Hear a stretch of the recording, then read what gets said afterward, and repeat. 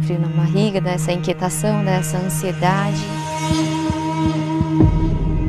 Tudo junto. Eu tremo, eu esqueço, eu congelo. A única vontade que eu tenho é sair daquele lugar. Quando vai falar, dá nó na garganta. É uma sensação muito ruim, é muito ruim. Essa é a realidade. Só quem tem, que passa por isso, que sente esse desconforto, que sabe o que é. Cara, a sensação é a pior do mundo. Todo mundo nota, tá vendo, né?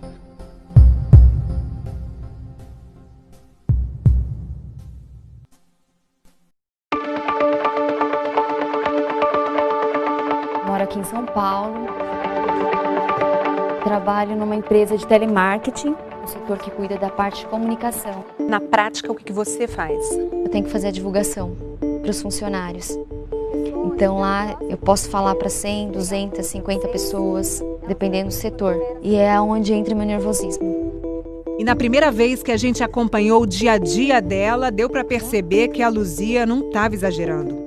Ela vai falar com um grande público hoje. Ela está uma pilha. Olha minha mão, menina. Tô muito nervosa. Bom dia, pessoal. Eu fico inquieta, eu já começo a pensar como é que vai ser, se alguém vai perguntar alguma coisa. A Luzia fica super sensível, né? Se cobrando muito. Não vou falar, o que eu fiz foi ótimo. Não foi. Ai, pessoal. Outros dois que estão nesse barco aí, o João Henrique e o Wilson. Você trabalha com o quê? Eu trabalho com compra de lotes de mercadoria. Mas o que acontece dentro de você? Me explica. Na minha 6ª série eu tinha que fazer uma apresentação de um trabalho. Eu simplesmente falhei, foi a maior decepção. E eu carrego esse sentimento até hoje. E isso já me fez eu me deparar em situações que eu perdi grandes oportunidades por causa dessa sensação de insegurança. O que, por exemplo? Já perdi grandes negociações, né? Eu tremo, eu esqueço, eu congelo. A única vontade que eu tenho é sair daquele lugar. Para dar essa entrevista aqui agora, você ficou nervoso? Eu tô nervoso. Tô me suando aqui, parece que Deixa eu tomei um banho. Tá suado mesmo, coitado. O Wilson é o tipo de cara que você pode chamar de boa praça. Eu sou corretor de imóvel. No meu dia a dia eu sou totalmente descontraído, informal, brincalhão, sorridente, vivo sorrindo. Wilson é praticante do budismo, religião que traz à nossa mente uma imagem de calma, de tranquilidade, menos para ele. Na minha religião eu tenho que falar, obrigatoriamente, 2 vezes no mês, 3 vezes no mês, às vezes até mais. Na verdade eu já venho tentando enfrentar essa situação de falar, né, em público, né, na frente de um púlpito, né, já tem uns 20 anos. Mas o que acontece? Me explica. Me dá branco, gagueira, suor, tremedeira, vontade de sair correndo na maioria das vezes, entendeu? É um martírio. Eu volto para casa, a sensação é de fracasso. Wilson, se de repente essa plateia aqui, que está completamente vazia, ficasse completamente cheia, num piscar de olhos. Eu caio da cadeira. Quero conseguir superar isso, né? Quero resolver isso definitivamente. Então, Wilson, João, Luzia e você aí de casa, para acabar com esse suplício de uma vez por todas, a gente convidou 2 especialistas no assunto. Eu sou bonzinho. O consultor de carreiras Max Geringer e o professor de expressão verbal Reinaldo Polito. Ótimo! Então vamos começar de novo, vai lá. Eles vão transformar a vida do João, da Luzia, do Wilson e a sua. É a nova série que vai ensinar você a vencer o medo de falar em público. Olha quem fala.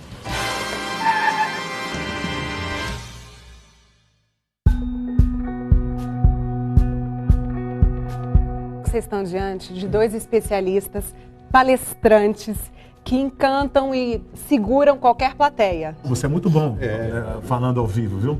Mas eu me esforço bastante, é o que vocês vão aprender. É um pouco de técnica, bastante esforço e um pouco de fingimento, né? Para fazer de conta que não está tão nervoso como realmente está. Porque essa dificuldade que vocês têm para se apresentar em público é uma dificuldade que a maioria tem. Se a pessoa tiver problema de respiração, tiver problema de voz anasalada, voz fanhosa, se tiver problemas de dicção, problemas sérios, e se tiver problemas de gagueira, aí nós mandamos para um fonoaudiólogo. A fonoaudiologia, ela trabalha basicamente com comunicação. Trabalha com alterações, dificuldades, mas trabalha com desenvolvimento e aperfeiçoamento.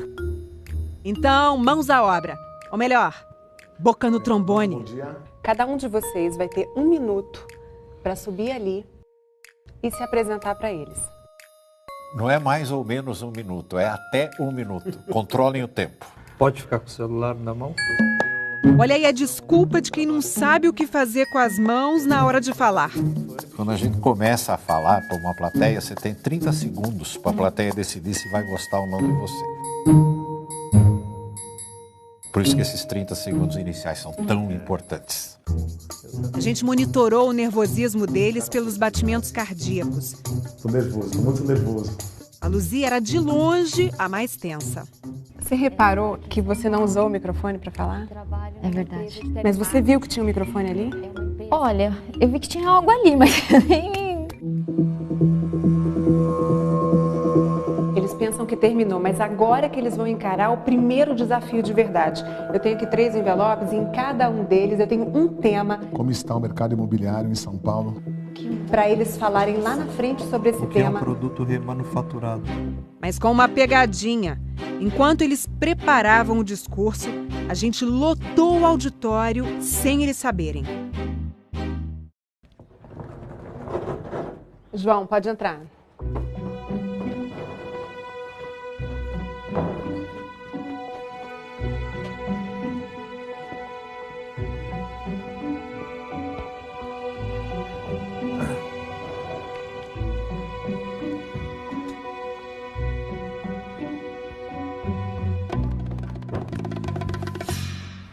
Boa tarde. Sou João Henrique, trabalho para uma companhia voltada a produto remanufaturado. O produto remanufaturado hoje. E deu ruim. Obrigado pela oportunidade, tenha uma boa tarde. João, você tinha 5 minutos e gastou só 3. Devolveu 2. Por quê? Foi uma pressão. Eu não sabia se eu olhava para o relógio. Às vezes você sente essa pressão psicológica da plateia te olhando. O que será que estão pensando de mim? O que será que eu estou falando para eles? E isso é uma coisa que me consome. Luzia, pode entrar. Não se assusta, sobe e brilha. Bom dia a todos. Eu vou falar um pouco para vocês sobre o que um palestrante deve ter, como ele deve ser, como ele deve se comportar para atrair a plateia. Luzia, o microfone! Mas tem que ser expressivo, tem que ser dessa forma poder cativar as pessoas. Isso faz com que o assunto seja bem conduzido, né? Conhecer bem o que ele vai falar. Altíssimo, já foi a 125. Tem mais 1 minuto de apresentação. Pô, essa é cruel, Polito. Alguém gostaria de fazer alguma pergunta? E é isso, gente. Muito obrigada.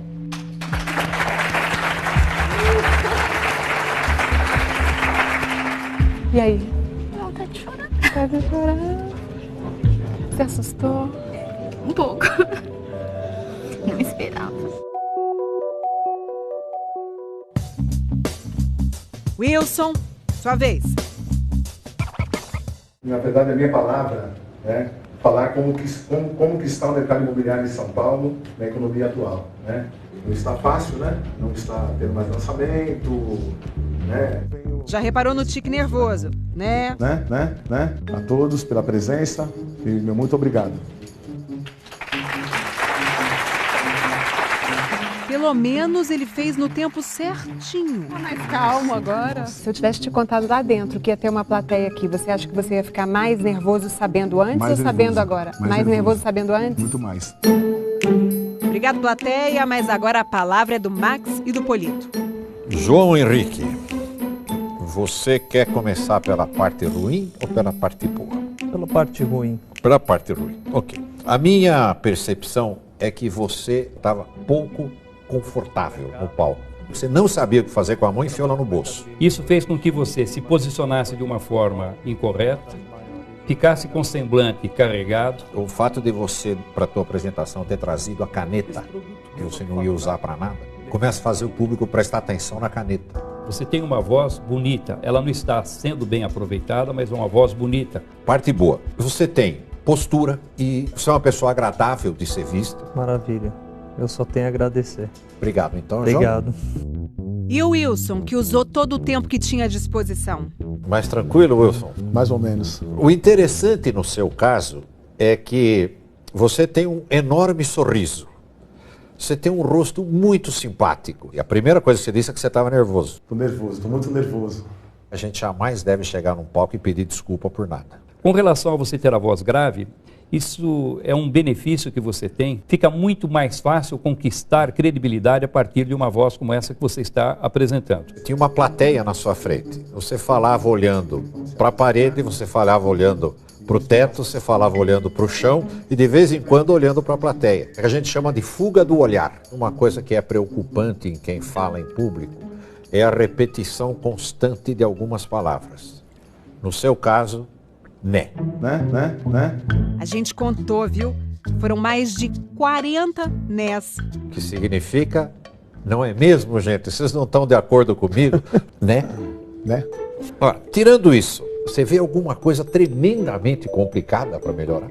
Tremedeira. Dura antes, durante e depois também. Por quê? Medo, né? Insegurança. Obrigado, Wilson. Vem pra cá, Luzia. Você cometeu um erro que é normal que todos cometam, que é se preparar para falar 5 minutos. Mas só durou 1 minuto e meio. E é isso, gente. Você tem 5 minutos. Pode ganhar teu tempo. Tá. E aí você se viu sem mais nada para fazer durante 3 minutos e meio. Alguém gostaria de fazer alguma pergunta? Você chegou na frente do público e nem se lembrou que existia um microfone à sua frente. Ficou uns 2 ou 3 passos atrás e é preciso falar com mais entusiasmo. Outro detalhe, a partir de hoje comece a colecionar histórias. Ouviu uma história interessante e anote essa história. No meio de uma apresentação, quando você sentir que falta assunto, você lança a mão de uma dessas histórias. Eu não sei se você percebe, mas você é de uma incrível rigidez quando fala. Os teus calcanhares estão sempre juntos. Você não tem motivo nenhum para ficar nervosa, pelo contrário. Eu não preciso te ensinar emoção porque você chora uma barbaridade muito facilmente.